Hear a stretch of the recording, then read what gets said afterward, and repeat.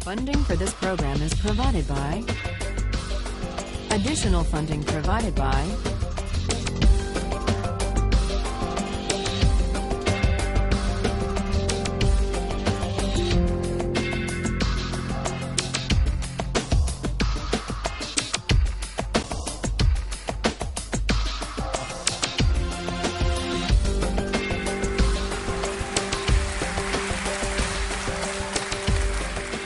This is a course about justice, and we begin with a story. Suppose you're the driver of a trolley car, and your trolley car is hurtling down the track at 60 miles an hour, and at the end of the track you notice 5 workers working on the track. You try to stop, but you can't. Your brakes don't work. You feel desperate because you know that if you crash into these 5 workers, they will all die. Let's assume you know that for sure. And so you feel helpless until you notice that there is, off to the right, a side track. And at the end of that track, there's one worker working on the track. Your steering wheel works, so you can turn the trolley car, if you want to, onto the side track, killing the one, but sparing the 5. Here's our first question. What's the right thing to do? What would you do? Let's take a poll. How many would turn the trolley car onto the side track? Raise your hands. How many wouldn't? How many would go straight ahead? Keep your hands up, those of you who would go straight ahead. A handful of people would. The vast majority would turn. Let's hear first.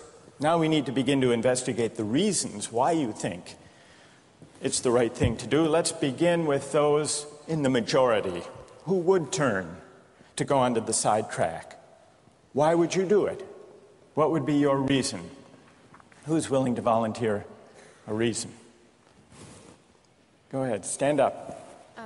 Because it can't be right to kill 5 people when you can only kill 1 person instead. It wouldn't be right to kill 5 if you could kill 1 person instead. That's a good reason. That's a good reason. Who else? Does everybody agree with that reason? Go ahead. Well, I was thinking it was the same reason on 9/11. We regard the people who flew the plane into the Pennsylvania field as heroes because they chose to kill the people in the plane and not kill more people in big buildings. So the principle there was the same on 9/11. It's a tragic circumstance, but better to kill 1 and so that 5 can live? Is that the reason most of you had, those of you who would turn? Yes? Let's hear now from those in the minority, those who wouldn't turn. Yes? Well, I think that's the same type of mentality that justifies genocide and totalitarianism. In order to save one type of race, you wipe out the other. So what would you do in this case? You would, to avoid the horrors of genocide, you would crash into the 5 and kill them? Presumably, yes. You? Yeah. Okay, who else? It's a brave answer. Thank you. Let's consider another trolley car case and see whether those of you in the majority want to adhere to the principle, better that 1 should die so that 5 should live. This time you're not the driver of the trolley car, you're an onlooker. You're standing on a bridge overlooking a trolley car track. And down the track comes a trolley car. At the end of the track are 5 workers. The brakes don't work. The trolley car is about to careen into the 5 and kill them. And now, you're not the driver. You really feel helpless until you notice Standing next to you, leaning over the bridge, is a very fat man. And you could give him a shove. He would fall over the bridge, onto the track, right in the way of the trolley car. He would die, but he would spare the 5. Now, how many would push the fat man over the bridge? Raise your hand. How many wouldn't? Most people wouldn't. Here's the obvious question. What became of the principle? Better to save 5 lives even if it means sacrificing 1. What became of the principle that almost everyone endorsed in the first case? I need to hear from someone who was in the majority in both cases. How do you explain the difference between the two? Yes. The second one, I guess, involves an active choice of pushing the person down, which I guess that person himself would otherwise not have been involved in this situation at all. And so to choose on his behalf, I guess, to involve him in something that he otherwise would have escaped is, I guess, more than what you have in the first case, where the 3 parties, the driver and the 2 sets of workers, are already, I guess, in the situation. But the guy working, the one on the track off to the side, he didn't choose to sacrifice his life any more than the fat man did he? That's true, but he was on the tracks. And you... This guy was on the bridge. Go ahead, you can come back if you want. All right, it's a hard question. All right, you did well. You did very well. It's a hard question. Who else can find a way of reconciling the reaction of the majority in these 2 cases? Yes. Well, I guess in the first case, where you have the 1 worker and the 5, it's choice between those 2, and you have to make a certain choice, and people are going to die because of the trolley car, not necessarily because of your direct actions. The trolley car is a runaway thing, and you're making a split-second choice, whereas pushing the fat man over is an actual act of murder on your part. You have control over that, whereas you may not have control over the trolley car. So I think it's a slightly different situation. All right, who has a reply? No, that's good. Who has a way? Who wants to reply? Is that a way out of this? I don't think that's a very good reason, because you choose to... It's either way you have to choose who dies, because you either choose to turn and kill the person, which is an active conscious thought to turn, or you choose to push the fat man over, which is also an active conscious action. So either way you're making a choice. Do you want to reply? Well, I'm not really sure that that's the case. It just still seems kind of different, the act of actually pushing someone over onto the tracks and killing him. You are actually killing him yourself. You're pushing him with your own hands. You're pushing him. And that's Right. different than steering something that is going to cause death into another... You know, it doesn't good. really sound right saying it now. No, it's good. But I'm up here. It's good. What's your name? Andrew. Andrew. Let me ask you this question, Andrew. Yes. Suppose,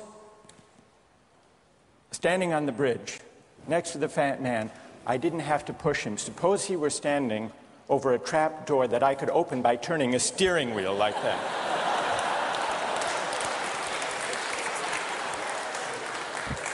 Would you turn? For some reason, that still just seems more wrong. Right? I mean, maybe if you accidentally leaned into the steering wheel or something like that.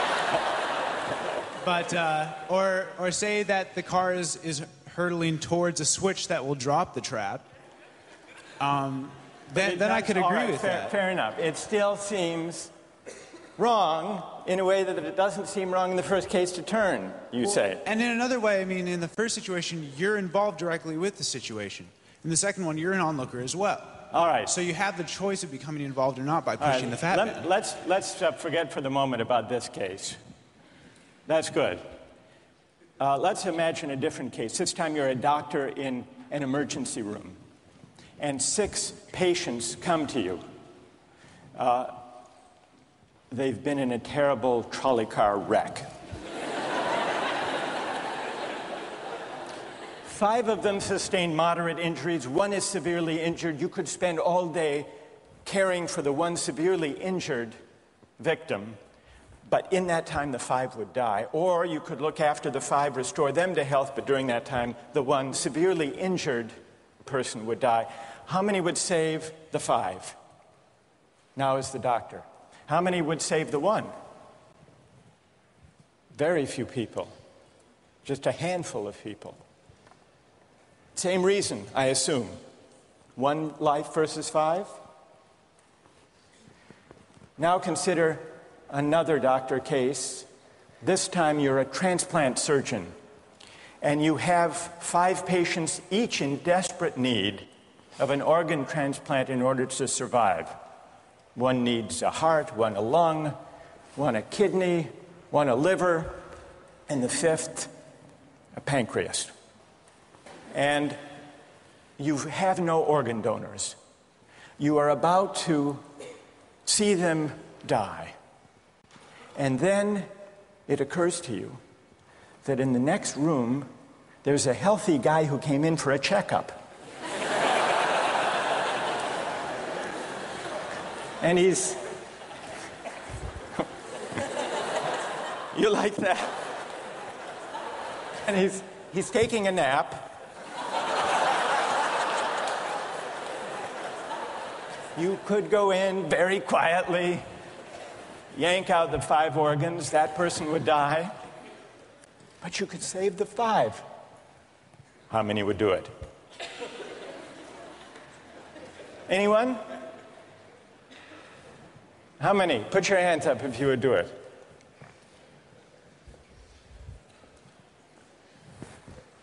Anyone in the balcony? You would? Be careful, don't lean over too much. What? How many wouldn't? All right. What do you say? Speak up in the balcony, you who would yank out the organs. Why? I'd actually like to explore a slightly alternate possibility of just taking the 1 of the 5 who needs an organ who dies first, and using their 4 healthy organs to save the other 4. That's a pretty good idea. That's a great idea, except for the fact that you just wrecked the philosophical point. Well, let's step back from these stories and these arguments to notice a couple of things about the way the arguments have begun to unfold. Certain moral principles have already begun to emerge from the discussions we've had. And let's consider what those moral principles look like. The first moral principle that emerged in the discussion said the right thing to do, the moral thing to do, depends on the consequences that will result from your action. At the end of the day, better that 5 should live, even if 1 must die. That's an example of consequentialist moral reasoning. Consequentialist moral reasoning locates morality in the consequences of an act, in the state of the world that will result from the thing you do. But then we went a little further, we considered those other cases, and people weren't so sure about consequentialist moral reasoning. When people hesitated to push the fat man over the bridge or to yank out the organs of the innocent patient, people gestured toward reasons having to do with the intrinsic quality of the act itself. Consequences be what they may. People were reluctant. People thought it was just wrong, categorically wrong, to kill a person, an innocent person, even for the sake of saving 5 lives. At least people thought that in the second version of each story we considered.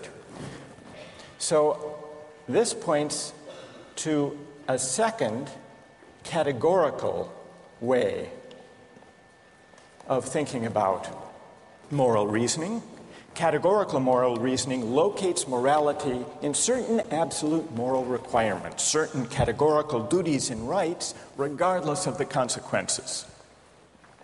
We're going to explore in the days and weeks to come the contrast between consequentialist and categorical moral principles. The most influential example of consequential moral reasoning is utilitarianism, a doctrine invented by Jeremy Bentham, the 18th century English political philosopher. The most important philosopher of categorical moral reasoning is the 18th century German philosopher Immanuel Kant. So we will look at those two different modes of moral reasoning, assess them, and also consider others. If you look at the syllabus, you'll notice that we read a number of great and famous books. Books by Aristotle, John Locke, Immanuel Kant, John Stuart Mill, and others. You'll notice, too, from the syllabus that we don't only read these books. We also take up contemporary political and legal controversies that raise philosophical questions. We will debate equality and inequality, affirmative action, free speech versus hate speech, same-sex marriage, military conscription, a range of practical questions. Why? Not just to enliven these abstract and distant books, but to make clear, to bring out what's at stake in our everyday lives, including our political lives, for philosophy. And so we will read these books, and we will debate these issues, and we'll see how each informs and illuminates the other. This may sound appealing enough, but here I have to issue a warning. And the warning is this: to read these books in this way, as an exercise in self-knowledge, to read them in this way carries certain risks. Risks that are both personal and political. Risks that every student of political philosophy has known. These risks spring from the fact that philosophy teaches us and unsettles us by confronting us with what we already know. There's an irony. The difficulty of this course consists in the fact that it teaches what you already know. It works by taking what we know from familiar, unquestioned settings and making it strange. That's how those examples worked. The hypotheticals with which we began, with their mix of playfulness and sobriety. It's also how these philosophical books work. Philosophy estranges us from the familiar, not by supplying new information, but by inviting and provoking a new way of seeing. But, and here's the risk, once the familiar turns strange, it's never quite the same again. Self-knowledge is like lost innocence. However unsettling you find it, it can never be unthought or unknown. What makes this enterprise difficult, but also riveting, is that moral and political philosophy is a story, and you don't know where the story will lead, but what you do know is that the story is about you. Those are the personal risks. Now, what of the political risks? One way of introducing a course like this would be to promise you that by reading these books and debating these issues, you will become a better, more responsible citizen. You will examine the presuppositions of public policy. You will hone your political judgment. you will become a more effective participant in public affairs. But this would be a partial and misleading promise. Political philosophy, for the most part, hasn't worked that way. You have to allow for the possibility that political philosophy may make you a worse citizen rather than a better one, or at least a worse citizen before it makes you a better one. And that's because philosophy is a distancing, even debilitating activity. And you see this going back to Socrates. There's a dialogue, the Gorgias, in which one of Socrates' friends, Callicles, tries to talk him out of philosophizing. Callicles tells Socrates, philosophy is a pretty toy if one indulges in it with moderation at the right time of life. But if one pursues it further than one should, it is absolute ruin. Take my advice, Callicles says. Abandon argument. Learn the accomplishments of active life. Take for your models not those people who spend their time on these petty quibbles, but those who have a good livelihood and reputation and many other blessings. So Callicles is really saying to Socrates, quit philosophizing, get real, go to business school. And Callicles did have a point. He had a point because philosophy distances us from conventions, from established assumptions, and from settled beliefs. Those are the risks, personal and political. And in the face of these risks, there is a characteristic evasion. The name of the evasion is skepticism. It's the idea, well, it goes something like this. We didn't resolve once and for all either the cases or the principles we were arguing when we began. And if Aristotle and Locke and Kant and Mill haven't solved these questions after all of these years, who are we to think that we here in Sanders Theatre over the course of a semester can resolve them? And so maybe it's just a matter of each person having his or her own principles and there's nothing more to be said about it. No way of reasoning. That's the evasion of skepticism, to which I would offer the following reply. It's true, these questions have been debated for a very long time. But the very fact that they have recurred and persisted may suggest that though they're impossible in one sense, they're unavoidable in another. And the reason they're unavoidable, the reason they're inescapable, is that we live some answer to these questions every day. So skepticism, just throwing up your hands and giving up on moral reflection, is no solution. Immanuel Kant described very well the problem with skepticism when he wrote, "Skepticism is a resting place for human reason, where it can reflect upon its dogmatic wanderings, but it is no dwelling place for permanent settlement. Simply to acquiesce in skepticism," Kant wrote, "can never suffice to overcome the restlessness of reason."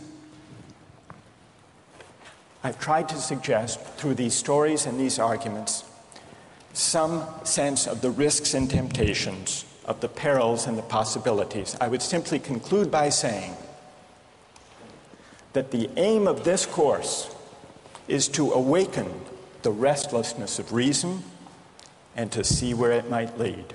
Thank you very much.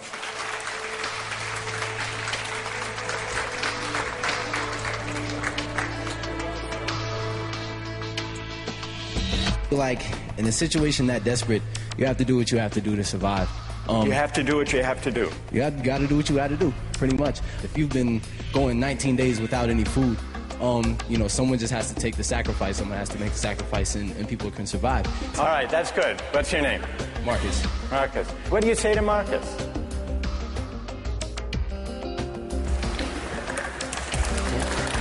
Last time, we started out last time with some stories, with some moral dilemmas about trolley cars and about doctors and healthy patients vulnerable to being victims of organ transplantation, we noticed two things about the arguments we had. One had to do with the way we were arguing. We began with our judgments in particular cases. We tried to articulate the reasons or the principles lying behind our judgments. And then, confronted with a new case, we found ourselves re-examining those principles, revising each in the light of the other. And we noticed the built-in pressure to try to bring into alignment our judgments about particular cases and the principles we would endorse on reflection.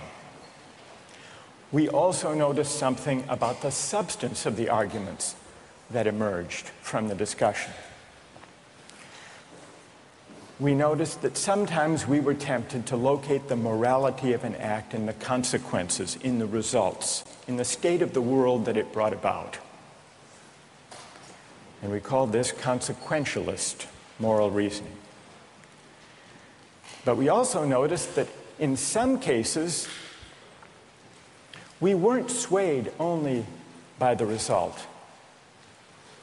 Sometimes, many of us felt that not just consequences, but also the intrinsic quality or character of the act matters morally. Some people argued that there are certain things that are just categorically wrong, even if they bring about a good result, even if they save 5 people at the cost of 1 life. So we contrasted consequentialist moral principles with categorical ones. Today, and in the next few days, we will begin to examine one of the most influential versions of consequentialist moral theory, and that's the philosophy of utilitarianism. Jeremy Bentham, the 18th century English political philosopher, gave the first clear systematic expression to the utilitarian moral theory. And Bentham's idea, his essential idea, is a very simple one, with a lot of morally intuitive appeal. Bentham's idea is the following: the right thing to do, the just thing to do, is to maximize utility. What did he mean by utility? He meant by utility the balance of pleasure over pain, happiness over suffering. Here's how he arrived at the principle of maximizing utility. He started out by observing that all of us, all human beings, are governed by 2 sovereign masters, pain and pleasure. We human beings like pleasure and dislike pain. And so we should base morality, whether we're thinking about what to do in our own lives, or whether as legislators or citizens we're thinking about what the laws should be. The right thing to do individually or collectively is to maximize, act in a way that maximizes the overall level of happiness. Bentham's utilitarianism is sometimes summed up with the slogan, "the greatest good for the greatest number." With this basic principle of utility on hand, let's begin to test it and to examine it by turning to another case, another story, but this time not a hypothetical story, a real-life story, the case of the Queen versus Dudley and Stevens. This was a 19th century British law case that's famous and much debated in law schools. Here's what happened in the case. I'll summarize the story, then I want to hear how you would rule. imagining that you're the jury. A newspaper account of the time described the background. A sadder story of disaster at sea was never told than that of the survivors of the yacht Mignonette. The ship foundered in the South Atlantic, 1,300 miles from the Cape. There were 4 in the crew. Dudley was the captain. Stevens was the first mate. Brooks was a sailor.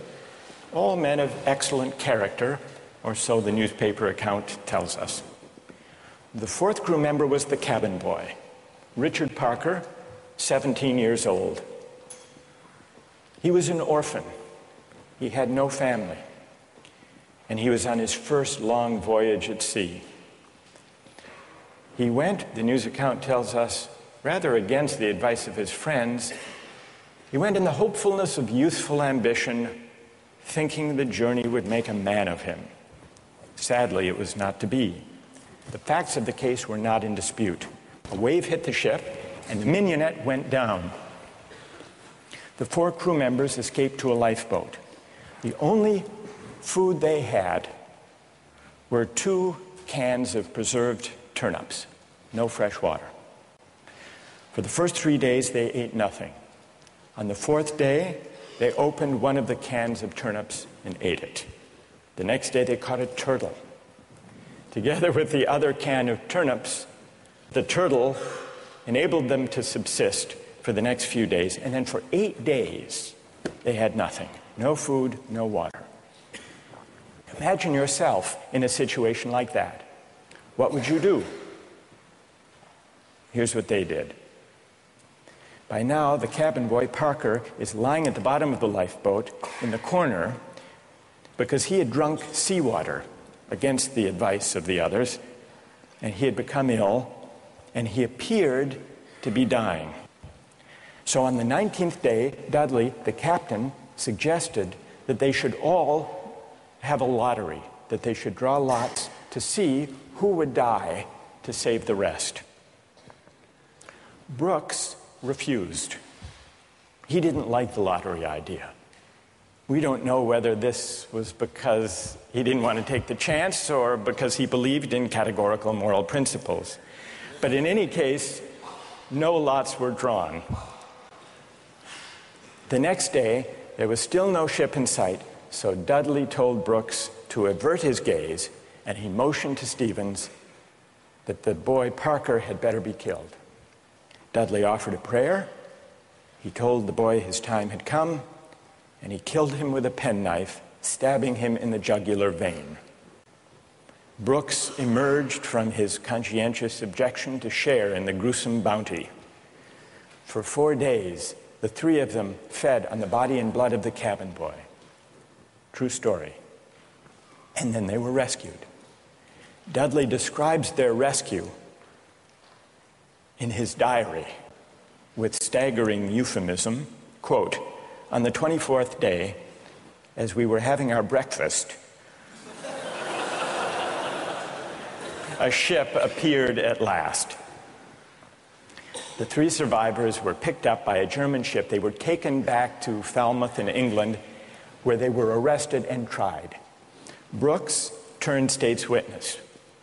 Dudley and Stevens went to trial. They didn't dispute the facts. They claimed they had acted out of necessity. That was their defense. They argued, in effect, better that one should die so that 3 could survive. The prosecutor wasn't swayed by that argument. He said murder is murder, and so the case went to trial. Now imagine you are the jury, and just to simplify the discussion, put aside the question of law, and let's assume that you as the jury are charged with deciding whether what they did was morally permissible or not. How many would vote not guilty, that what they did was morally permissible?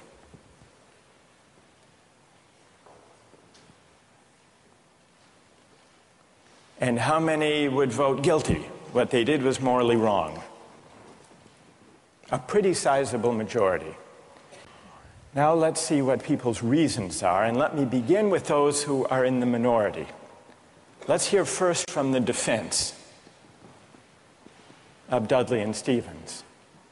Why would you morally exonerate them? What are your reasons? Yes.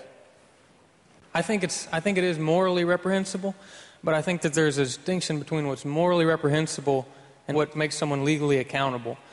In other words, as the judge said, what's always moral isn't necessarily against the law. And while I don't think that necessity justifies theft or murder or any illegal act, at some point your degree of necessity does in fact exonerate you from any guilt. Okay, good. Other defenders, other voices for the defense, moral justifications for what they did. Yes. All right, thank you. I just feel like in a situation that desperate, you have to do what you have to do to survive. You have to do what you have to do. You got to do what you got to do, pretty much. If you've been going 19 days without any food, someone just has to take the sacrifice. Someone has to make the sacrifice, and people can survive. Right. And furthermore, from that, let's say they survive, and then they become productive members of society who go home and start like a million charity organizations and this and that and this and that. I mean, they benefit everybody in the end. Yeah. So, I mean, I don't know what they did afterwards. They might have gone and like, I don't know, kill more people, whatever. But what? What if they went home and they turned out to be assassins? What if they went gone home and turned out to be assassins? Well, you'd want to know who they assassinated. That's true, too. That's fair. That's fair. Okay. I want to know who they assassinated. All right, that's good. What's your name? Marcus. Marcus. All right. We've heard a defense, a couple of voices for the defense. Now we need to hear from the prosecution. Most people think what they did was wrong. Why? Yes. One of the first things that I was thinking was, if they haven't been eating for a really long time, maybe they're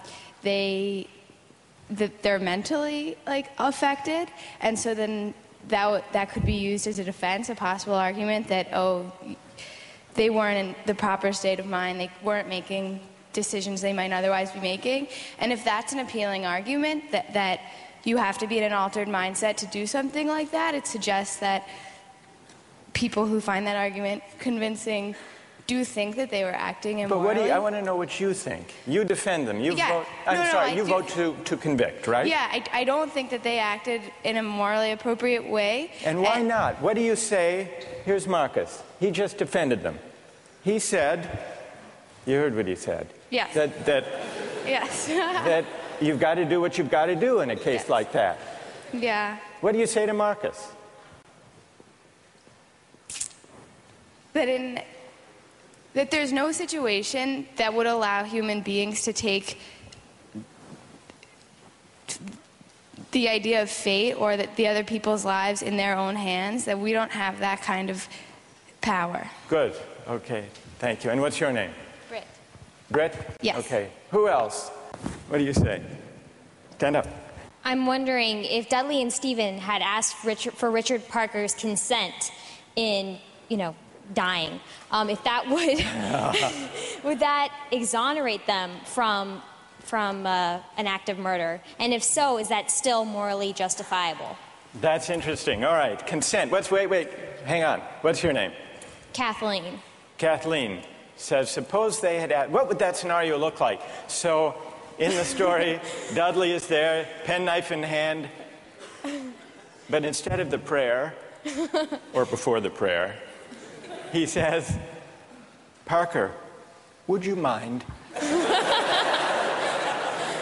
We're desperately hungry, as Marcus empathizes with. We're desperately hungry. You're not going to last long anyhow. Yeah. You can be a martyr. Would you be a martyr? Yeah. How about it, Parker?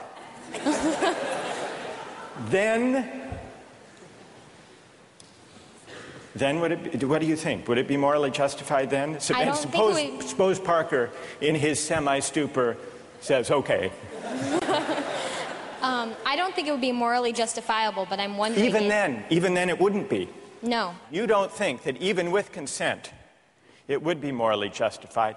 Are there people who think, who want to take up Kathleen's consent idea and who think that that would make it morally justified. Raise your hand if it would, if you think it would.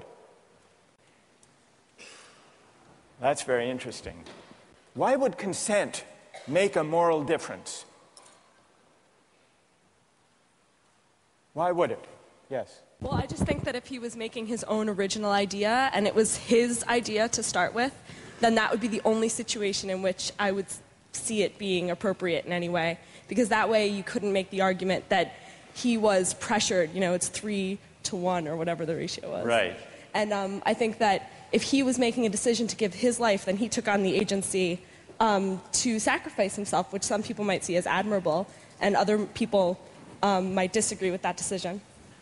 So if he came up with the idea, that's the only kind of consent we could have confidence in morally, then it would be okay. Otherwise, it would be kind of coerced consent under the circumstances, you think. Is there anyone who thinks that even the consent of Parker would not justify their killing him? Who thinks that? Yes. Tell us why. Stand up. I think that Parker would be killed with the hope that the other crew members would be rescued. So there's no definite reason that he should be killed because you don't know when they're going to get rescued. So if you kill him, it's killing him in vain. Do you keep killing a crew member until you're rescued and then you're left with no one? Because someone's going to die eventually. Well, the moral logic of the situation seems to be that they would keep on picking off the weakest, maybe, one by one, until they were rescued. And in this case, luckily, they were rescued when 3 at least were still alive. Now, if Parker did give his consent, would it be all right, do you think, or not? No. No. It still wouldn't be right. And tell us why it wouldn't be all right. First of all, cannibalism, I believe, is morally incorrect. So you shouldn't be eating a human anyway. So cannibalism is morally objectionable as such. So then, even on the scenario of waiting until someone died, still it would be objectionable. Yes, to me personally. I feel like it all depends on one's personal morals. And, we can't sit here and just, this is just my opinion. Of course, other people are going to disagree. But well, we'll see. Let's see what their disagreements are, and then we'll see if they have reasons that can persuade you or not. Let's try that. All right.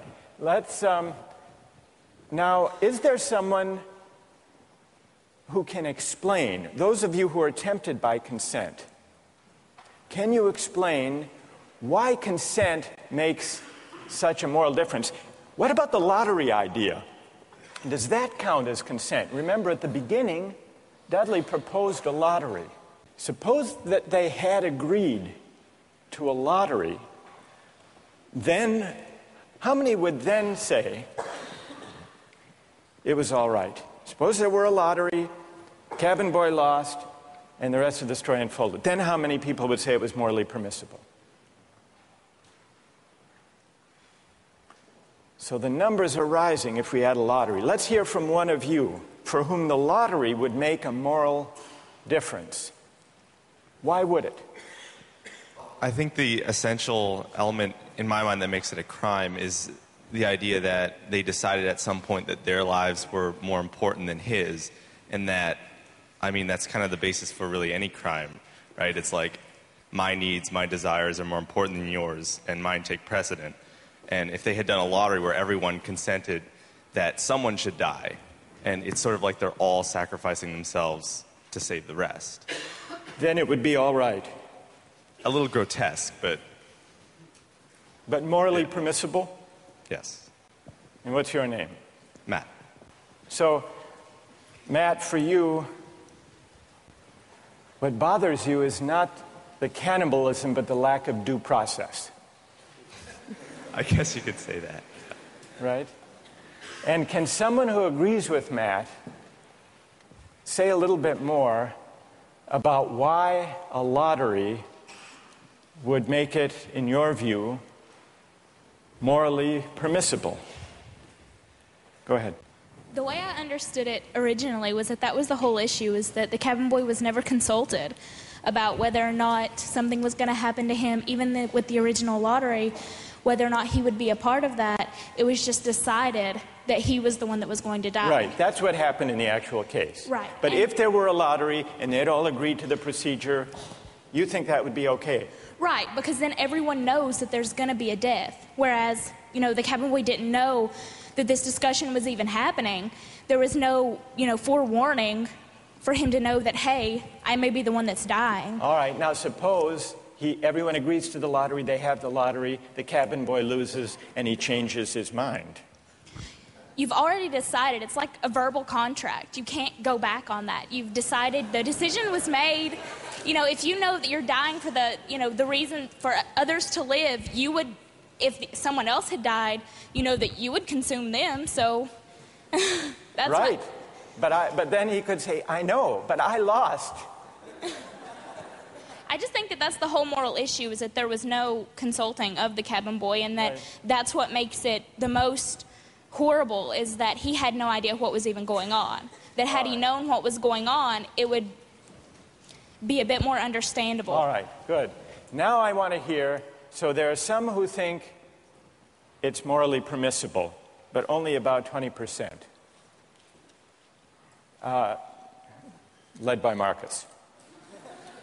Then there are some who say the real problem here is the lack of consent. Whether the lack of consent to a lottery, to a fair procedure, or, Kathleen's idea, lack of consent at the moment of death. And if we add consent, then more people are willing to consider the sacrifice morally justified.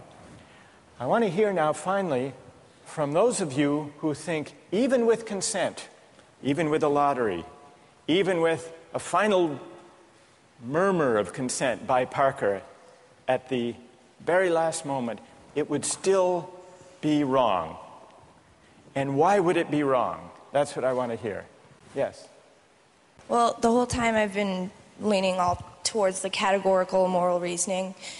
And I think that there's a possibility I'd be okay with the idea of a lottery and then the loser taking it into their own hands to kill themselves, so that there wouldn't be, an act of murder. But I still think that even that way it's coerced. And also I don't think that there's any remorse. Like in Dudley's diary, we were eating our breakfast. It seems as though he's just sort of like, the whole idea of not valuing someone else's life. So that makes me feel like I have to take the categorical. You want to throw the book at him Well, when he lacks remorse or a sense of having done anything wrong. right. So, all right, good. Any other defenders of who say it's just categorically wrong, with or without consent? Yes, stand up. Why? I think undoubtedly the way our society is shaped, murder is murder. Murder is murder in every way, and our society looks at murder down on it in the same light, and I don't think it's any different in any case. Good. Let me ask you a question. There were 3 lives at stake versus 1. Okay. The cabin boy, he had no family, he had no dependents. These other 3 had families back home in England. They had dependents. They had wives and children. Think back to Bentham. Bentham says we have to consider the welfare, the utility, the happiness of everybody. We have to add it all up. So it's not just numbers 3 against 1. It's also all of those people at home. In fact, the London newspaper at the time and popular opinion sympathized with them, Dudley and Stevens. And the paper said if they weren't motivated by affection and concern for their loved ones at home and their dependents, surely they wouldn't have done this. Yeah, and how is that any different from people on the corner trying to have the same desire to feed their family? I don't think it's any different. I think in any case, if I'm murdering you to advance my status, that's murder, and I think that we should look at that on the same light instead of criminalizing certain activities and making certain things seem more violent and savage, when in the same case it's all the same. It's all the same act and mentality that goes into murder, necessity to feed your family. So suppose it weren't 3, suppose it were 30, 300. 1 life to save 300. Or in wartime, 3,000. Okay. Suppose the stakes are even bigger. Suppose the stakes are even bigger. I think it's still the same deal. do you think Bentham is wrong to say the right thing to do is to add up the collective happiness? You think he's wrong about that? I don't think he's wrong, but I think murder is murder in any case. Yeah, well, then Bentham has to be wrong. If you're right, he's wrong. Okay, then he's wrong. All right. Right. Thank you. Well done.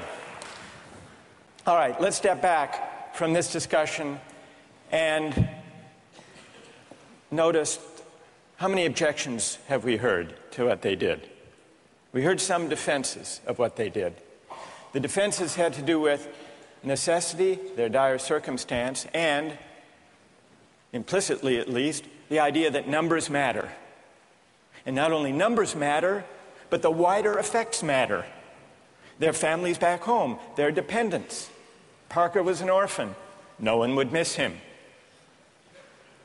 So if you add up, if you try to calculate the balance of happiness and suffering, you might have a case for saying what they did was the right thing. And then we heard at least 3 different types of objections. We heard an objection that said, what they did was categorically wrong. Mike here at the end, categorically wrong. Murder is murder, it's always wrong, even if it increases the overall happiness of society. A categorical objection. But we still need to investigate why murder is categorically wrong. Is it because even cabin boys have certain fundamental rights? And if that's the reason, where do those rights come from, if not from some idea of the larger welfare or utility or happiness? Question number 1. Others said a lottery would make a difference. A fair procedure, Matt said.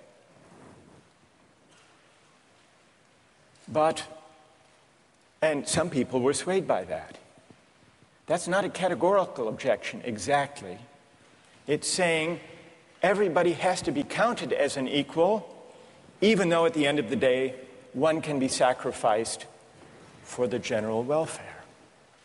That leaves us with another question to investigate. Why does agreement to a certain procedure, even a fair procedure, justify whatever result flows from the operation of that procedure? Question number 2. And question number 3, the basic idea of consent. Kathleen got us onto this. If the cabin boy had agreed himself, and not under duress, as was added, then it would be all right to take his life to save the rest. And even more people signed on to that idea. But that raises a third philosophical question. What is the moral work that consent does? Why does an act of consent make such a moral difference that an act that would be wrong, taking a life without consent, is morally permissible with consent? To investigate those 3 questions, we're going to have to read some philosophers. And starting next time, we're going to read Bentham and John Stuart Mill, utilitarian philosophers. Don't miss the chance to interact online with other viewers of Justice. Join the conversation, take a pop quiz, watch lectures you've missed, and learn a lot more. Visit justiceharvard.org. It's the right thing to do.